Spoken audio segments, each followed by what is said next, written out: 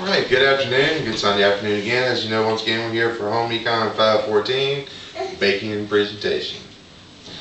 Today's lesson, we're actually going to move to the next step of the cupcake icing that we talked about last week. Hope you guys remember that. Just going back to the basics, I think this is a really simple skill, but it's going to come in handy for you one day in the future. And it can lead to other skills. I mean, once you learn how to ice a small cake, like a cupcake, eventually you can move on to icing big cakes, like whole cakes, layer cakes, pancakes, bundt cakes. The world's really going to open up for you after we master this simple skill here today. As we discussed before, I think you both guys said you both iced cupcakes before, just for pleasure, or simple things to have around the house, a nice little treat. And now we're going to move on to something just a little more professional here and show you how to make a cupcake that's so great you're going to want to share it with the world. And first thing I'm going to do for you, I'm just going to show you how to do it. So just kind of watch my actions. I'm not going to explain anything to you. I just want you to see how the process works.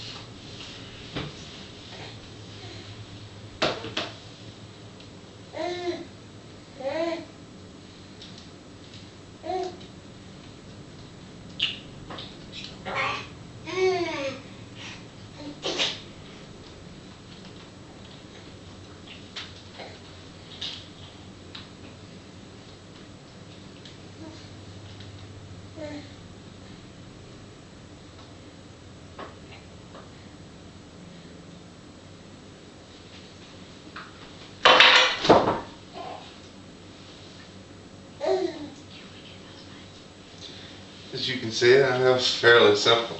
You got a beautifully iced cupcake there, just a few sprinkles on the top, and you can decorate as you deem necessary. Not everybody's going to want the sprinkles, not everybody's going to like them. Personally, I don't like them, but I still think they make for a pretty cupcake.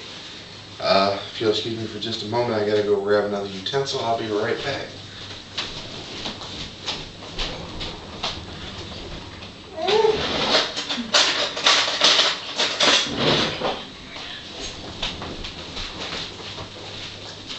Alright, small mishaps aside, that's how you do it. Now we're just going to go through it. I'm going to explain to you step by step what I'm doing. Start with your clean knife, because you're starting your new cupcake here. When you first start the process, you should have a clean knife anyway.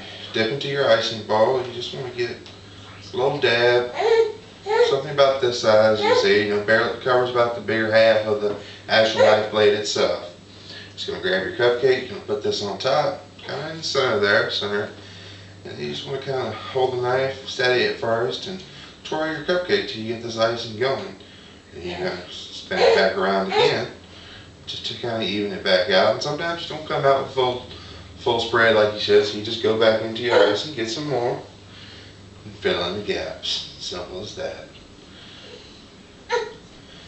If you want a smooth top, you can leave it like this. If you want the spiky look, which most professional bakers tend to use, they ice it up a little bit. Just take your knife, grab the icing, fill it up like so.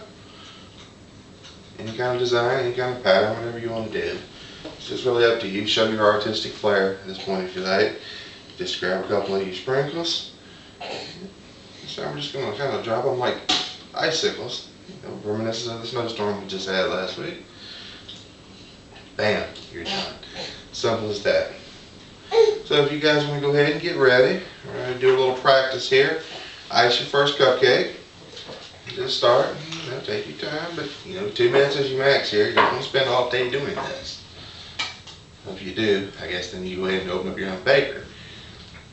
But anyway, you got some nice technique going here. It's like you're definitely getting the icing down. Still got some work to go, but we're going to practice a couple more times before we actually get down to the nitty gritty of it today. Just put these in the center so everybody can access them. There's your sprinkles, and you don't have to just stick with sprinkles. You can decorate really anything you want.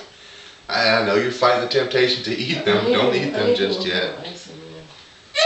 And then, see, got our first sample here from Amy. See, everybody see what that looks like. She's starting to get the hang of it there, I think. A little heavy on sprinkles. Once again, that comes back to personal preference. Yeah, just go ahead and, as I talk to you here, go ahead and grab another and practice. That's okay. Your first one's not going to be perfect.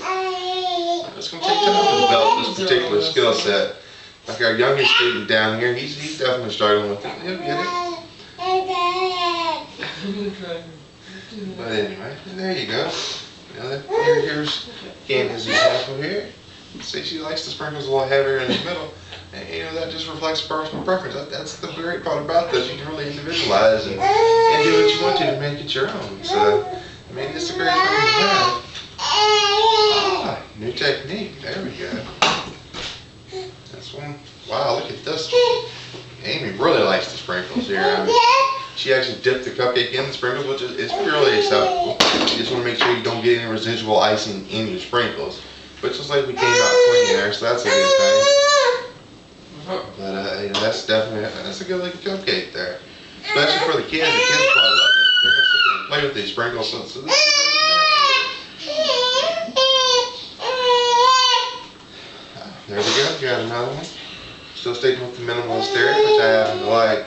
And you're not limited to just sprinkles, like I said. I mean, you can use there's a color crystallized sugar you can use for different colors.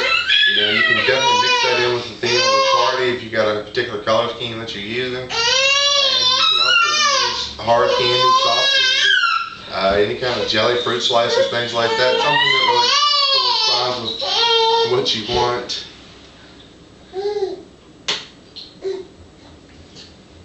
Oh. Sorry. Okay. Not everybody's enjoying it, I understand. You got another one here. I was sticking with the dip theory again, but with a more minimalist approach, which is good. So you can mix it up. Alright, now that we finished their practice, we're going to keep working on those for just a couple minutes so everybody gets finished up. Does anybody have any questions so far? Anything that's not clear?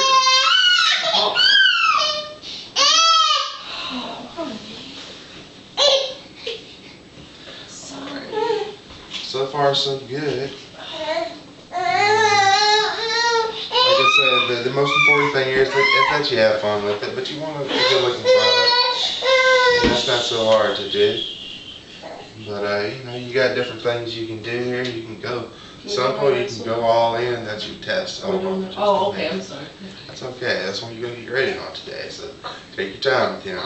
Remember, you got up to 2 minutes. The goal is to come in under 2 minutes, but unlike your practice cupcake, spend a little more time on that one and really show it some love.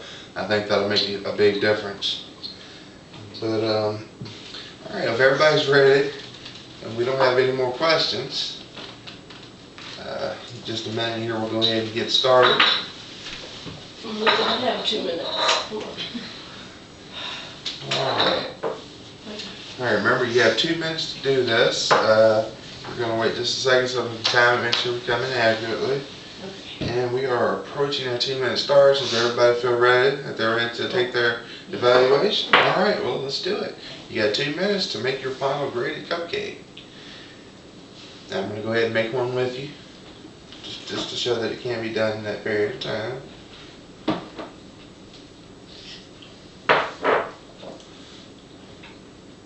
I don't think you can have icing, baby. I'm sorry, I just don't think you can have icing.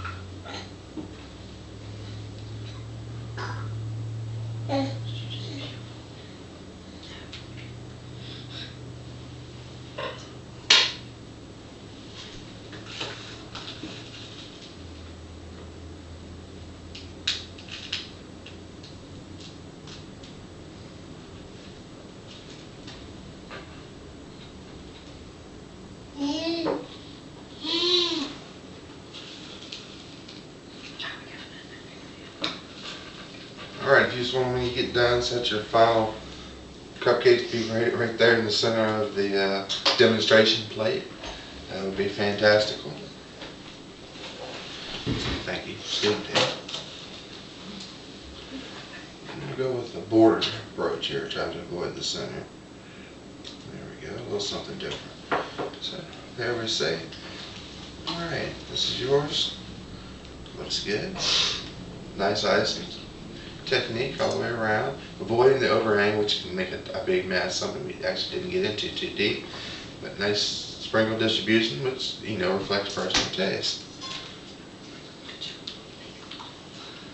Here we go again. Notice we got the overhang that's not there. That's good. Trying to keep a mess-free cupcake. Nice sprinkle separation, good ratio, not overloaded, which is good.